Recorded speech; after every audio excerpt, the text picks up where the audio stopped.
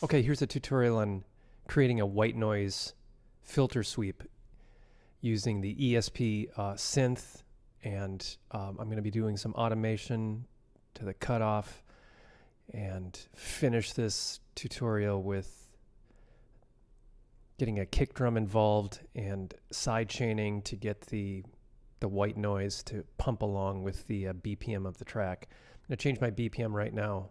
Here, double click. I'll enter 100. Okay, I'm going to instantiate the ESP here. Stereo. Okay, just a reminder about this instrument. This is a subtractive type synthesizer, so there's oscillators here in this section. We've got a sawtooth wave, a triangle wave, square tooth, and then some elaborations on square tooth, and then this last one, noise, is what I want to go for. So for now I'm going to pull these oscillators out of the mix. I'm going to turn up the noise. Yeah. When I hit a key on my piano keyboard, I get that kind of sound. All right. The other elements that I want to deal with here are ADSR, attack, decay, sustain, release.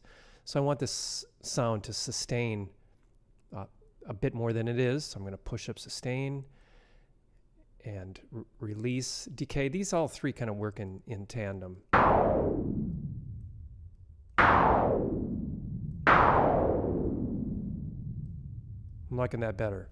Okay, the knob that I'm going to go automate then, after I get this all set up, is this knob here, the frequency knob. Think of this like your EQ. It's going to sweep the frequency like this. All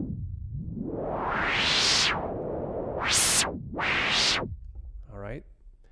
So first things first is to generate a MIDI event in this track. I'm going to open up the piano roll editor, show you a real simple way to do that. My command click tool is set to a pencil tool right now. Cursor, pencil. So when I hold command and click on a note in the grid here, it's going to draw that note in. Command, I'm going to use C3 here. And there's my note. I'm going to quantize that just to make sure it's going to start right at the beginning of the beat. Quarter note. Grab onto the note with the pointer tool. It turns to the resize tool, and I'll just pull this out to bar 9. I'll go adjust this up here also, and that reflects what I've done down here in the MIDI region. Okay, I can close the piano roll now. Let's check the result. All right, it's doing what I want. The next thing to do is automate this frequency, and this is also known as cutoff. So when I go into the automation parameters on this track, I'm going to be looking for cutoff. I'm going to turn automation on. This is called offline automation. In other words, I'm doing it regardless of the playhead moving. I'm going to be doing this with the playhead stopped. I'm going to just turn on latch automation. I'm going to go into the drop-down list here to define what I want to automate. I'll go into the ESP. And like I said, this is called cutoff. They don't call it frequency.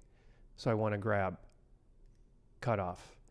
I'm going to click in the region, and that highlights the automation line for the frequency. And when I move this knob, you can see it changing dynamically.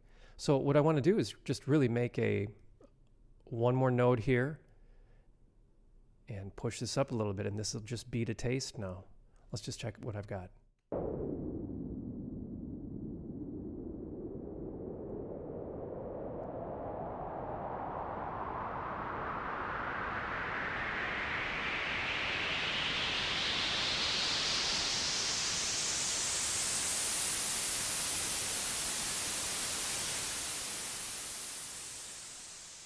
Okay, perfect.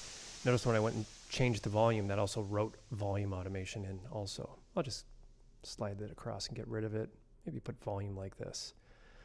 Okay, we can make this go left to right also. Let's just go into the pan knob, click on the region. This now represents my pan. So let's have this go from left to right also. You can see the pan knob here, all ready to go.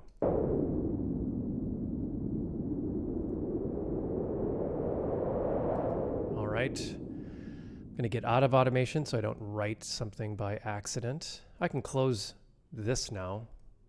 Of course, you could put all kinds of effects on this. You know, reverbs and delays will sound really cool. But my general effect has been achieved. Check this out. I'm going to put my playhead in the middle of this region. I'm going to hit play. And you notice you don't hear anything. That's because it's not, the playhead isn't triggering that MIDI note at bar 1, beat 1, division 1, tick 1. There's a workaround for that. It's a thing that you do in settings under MIDI.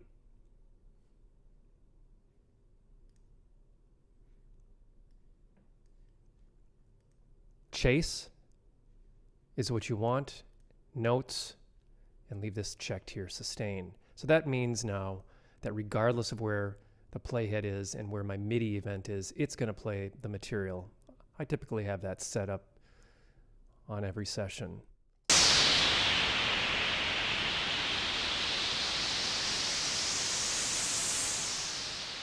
All right, so you got the general idea there. In the next video, I'm going to show you how I set up a kick drum to make this pump along with the BPM of the song. Stay tuned.